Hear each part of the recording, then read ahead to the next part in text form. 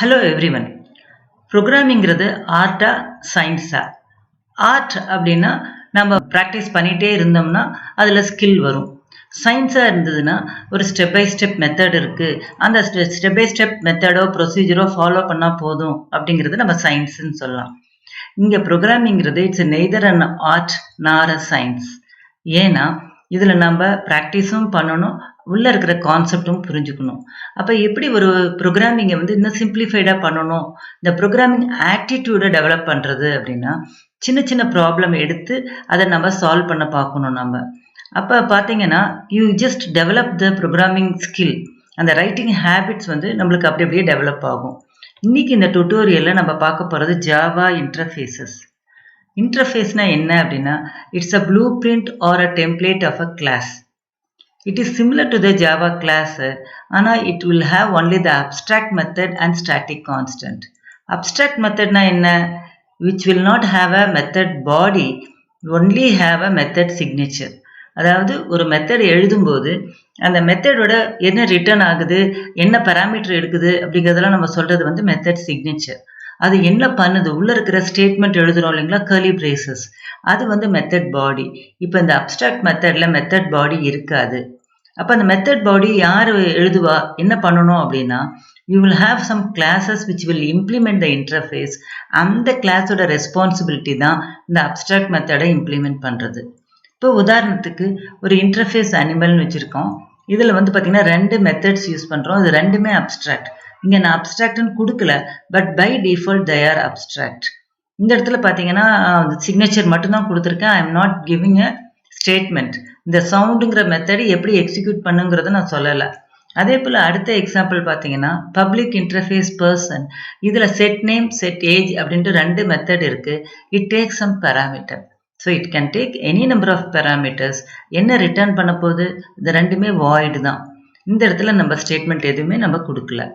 இன்டர்ஃபேஸஸில் it cannot be used to create an object.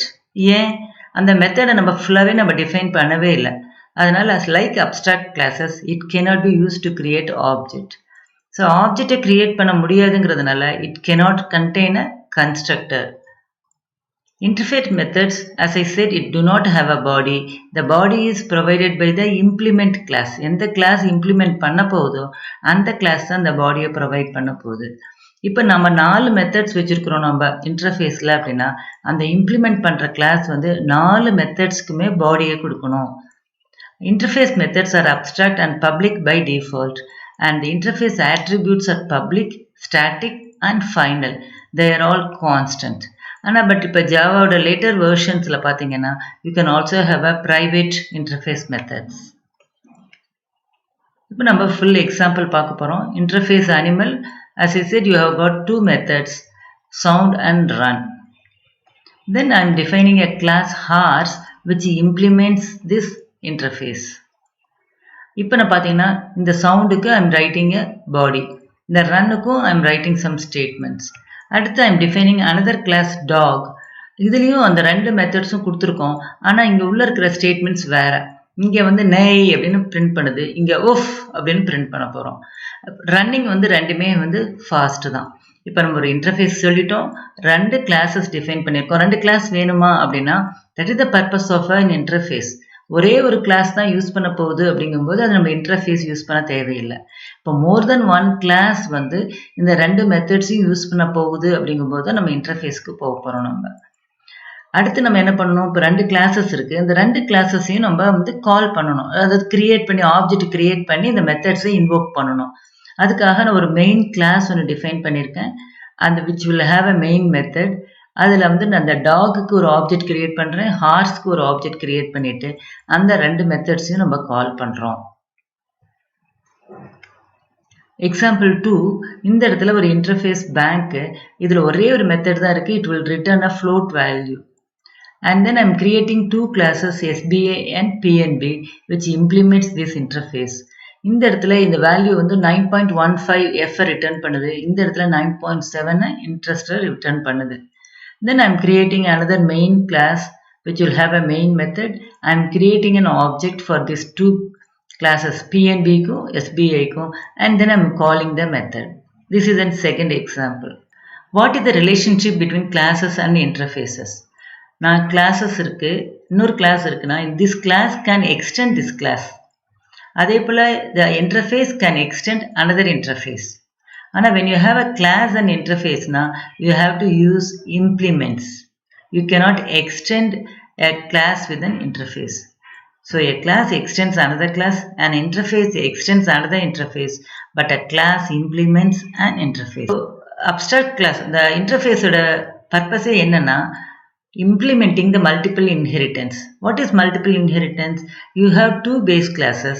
இதனோட property வந்து நம்மளுக்கு ஒரு derived classக்கு வேணும் அப்படின்னா இதை ரெண்டையும் நம்ம யூஸ் பண்ணிக்கலாம். ஆனால் extending more than one class is not permitted in Java. அதனால் நம்ம என்ன பண்ண போகிறோம்னா அதை இன்டர்ஃபேஸாக மாற்றி நம்ம யூஸ் பண்ண போகிறோம். So you can implement more than one interface. ரெண்டு இன்டர்ஃபேஸ் இருக்குது. ஒரு கிளாஸ் வந்து can implement both interfaces by separating by a comma. So அப்போ இது வந்து ஜாவாவில் தப்பு, இது வந்து கரெக்ட். இதுக்கான எக்ஸாம்பிள் நம்ம இப்போ பார்க்கலாம். You have interface int interface, அதில் ஒரே ஒரு மெத்தட் இருக்குது, my method.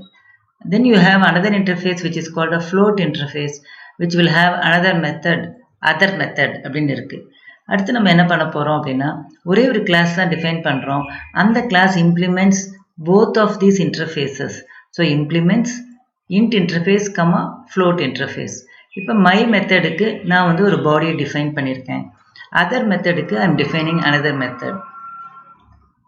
Then I am having another class which will create an object for this demo, and then I am calling the my method and other method. So இந்த example எதுக்கு அப்படின்னா ஒரு class can implement more than one interface அப்படின்னு காமிக்கிறதுக்காக இந்த example. இப்போ நான் ஒரு ப்ராப்ளத்தை நம்ம எடுத்துக்கிறோம். நம்ம இதில் என்ன சொல்லியிருக்காங்க, define an interface having one method that takes an integer parameter. ஒரு இன்டர்ஃபேஸ் டிஃபைன் பண்ண போகிறோம், அதில் ஒரு மெத்தடு, அந்த மெத்தடும் வந்து ஒரு இன்டிஜர் பேராமீட்டர் எடுத்துக்க போகுது. தென் ப்ரொவைட் டூ இம்ப்ளிமெண்டேஷன்ஸ். அப்படின்னா என்ன மீனிங்கு, நம்ம ரெண்டு கிளாஸஸை டிஃபைன் பண்ணணும். அதில் ஒன்றில் வந்து to print the value as it is, இன்னொன்றில் print the square of the value. Then you have to call both the versions. இது எப்படி நம்ம பண்ண போகிறோம் அப்படின்னா நம்மளுக்கு நல்லாவே தெரியும் எப்படி இன்டர்ஃபேஸ் டிஃபைன் பண்ணுறதுங்கிறது. ரெண்டு இம்ப்ளிமெண்டேஷன்ஸ்க்காக ரெண்டு கிளாஸஸை டிஃபைன் பண்ண போகிறோம். அந்த ரெண்டு கிளாஸஸுமே இந்த இன்டர்ஃபேஸை இம்ப்ளிமெண்ட் பண்ண போகுது. அண்ட் தென் அந்த மெயின் கிளாஸில் வந்து நம்ம வந்து இந்த ரெண்டு மெத்தட்ஸையும் நம்ம கால் பண்ண போகிறோம். So I'm creating a interface which will have my method which takes one parameter. Then I'm creating one class demo1 which implements this numPrint. So இதில் வந்து அந்த நம்பரை ஆஸ் இட் இஸ் பிரிண்ட் பண்ண சொல்லியிருக்காங்க. ஸோ நான் ஆஸ் இட் இஸ் அந்த வேல்யூவை print பண்ணியிருக்கேன். And then I am creating another class which implements this numPrint. இந்த இடத்துல அதே மை மெத்தடை இந்த இடத்துல நான் என்ன பண்ணியிருக்கேன், ஸ்கொயரை பிரிண்ட் பண்ணுறதுக்காக நம்ம யூஸ் பண்ணியிருக்கோம். So that is the advantage of this interface. இந்த கிளாஸ் வந்து வேற மாதிரி அதை இம்ப்ளிமெண்ட் பண்ணுது, இந்த கிளாஸ் வந்து இந்த மை மெத்தடை வேற மாதிரி இம்ப்ளிமெண்ட் பண்ணுது. Then as usual I am creating a main class which has a main method. I am creating objects for this demo1 and demo2 and then I am calling. அப்போ இதில் நான் வந்து இங்கேயும் 5 தான் கொடுத்துருக்கேன், இங்கேயும் 5 தான், மை மெத்தட்.